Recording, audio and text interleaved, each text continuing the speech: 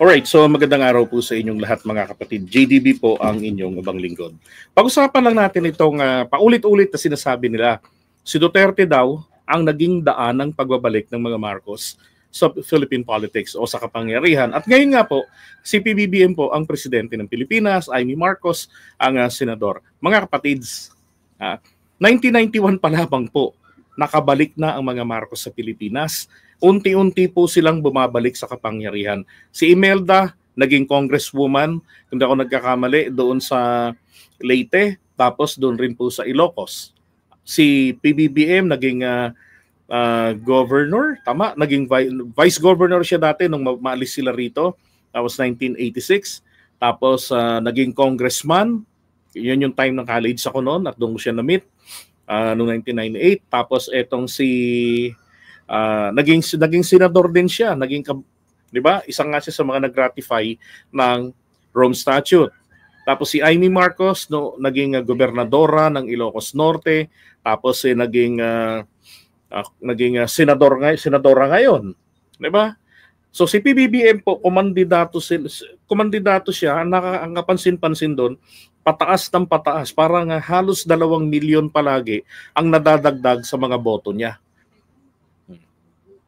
Now, noong 2016, bagamat hindi siya pinalad na makapwesto, nagsilbi naman itong wake-up call na huwag masyadong tiwala, maging very complacent, no? Maging maluwag ang mga supporters nila.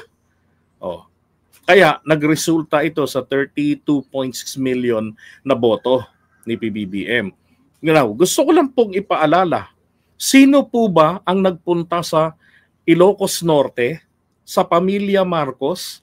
Di ba't may mga pictures niya na lumalabas? Actually, 2 beses nagpunta doon si Duterte. Kasama si Hanelet, yung isa sa mga kumakalat na pictures. Pruweba, kasama rin si Amy, si Imelda, pruweba na nililigawan nila ang pamilya Marcos, sina Imelda, para makuha ang endorsement nito. Yan ay bahagi naman na rin ng plano ni Amy na masuportahan ng mga loyalista si Duterte. Kung anong meron sa kanilang dalawa, hindi natin alam. 'Di ba? Pero time will come, lalabas at lalabas din ang katotohanan diyan kung bakit. Ngayon, no. So the mere fact na ang mga Marcos loyalist nung hindi pa yan ini-endorso ni na Imelda sa kanila, si Duterte sa lahat ng surveys, total mahilig kayo sa survey, kulelat si Digong. Kahit kalkalin niyo yung mga surveys noon, kailan lang umangat si Duterte? Pagkatapos na ma-endorso siya. No, umangat na siya ng umangat hanggang sa nanalo. Sinuportahan, di ba?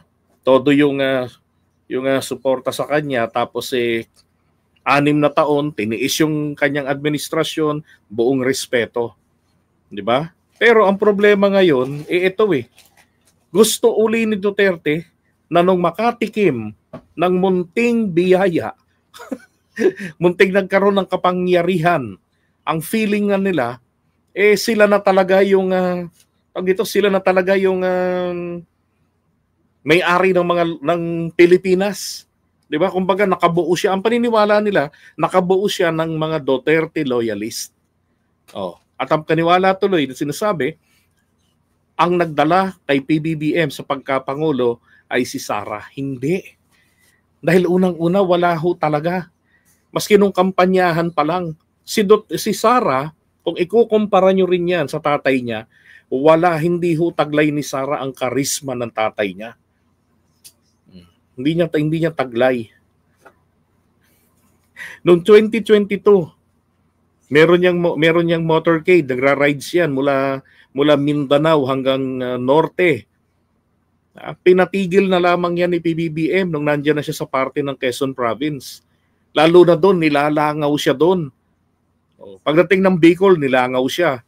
Dahil baluarte yun ni Leni. Pagdating ng Quezon Province, baluarte yan ni Leni, mga dilawan ng Quezon Province. Pinatigil na lang ni PBBM yan. And then ang shortcut niyan, doon po sa proclamation ng February 8, doon sa February 16, diyan sa Paway, Ilocos Norte. At doon ay formal na pinakilala si Sara. Dahil ayaw rin po ng Ilocanja kay Sara. Ang preferred nila ay Marcos Tito Soto. At doon nga lang din ang napansin ko, inaakusahan, DDS vlogger ako noon eh. Duterte vlogger ako noon eh. Oh, pero hindi ako binabayaran. No, independent ako. Ngayon, nakakarating din sa akin na ang reaction nila tinatraidor ng asawa ni PBBM si Sara. Dahil ang dinadala raw ni FL sa Ilocanja ay etong si Tito Soto. Kung paano magiging totoo yun? Mismo ng February 8, si PBBM mismo ang nag-endorso kay Sara. Di ba bakit tatraidorin? Pambihira. Kasama yan sa Uniteam. Noon pa lang po talaga, nararamdaman ko na ang kanilang maitim na plano ng paninira dito kay F. Elisa. Hindi ba't kailan nga lang rin Di ba? Nalaman na, sinabi na nga namin sa inyo na pwede yung tanong to kina Takero, no, sa grupo nila.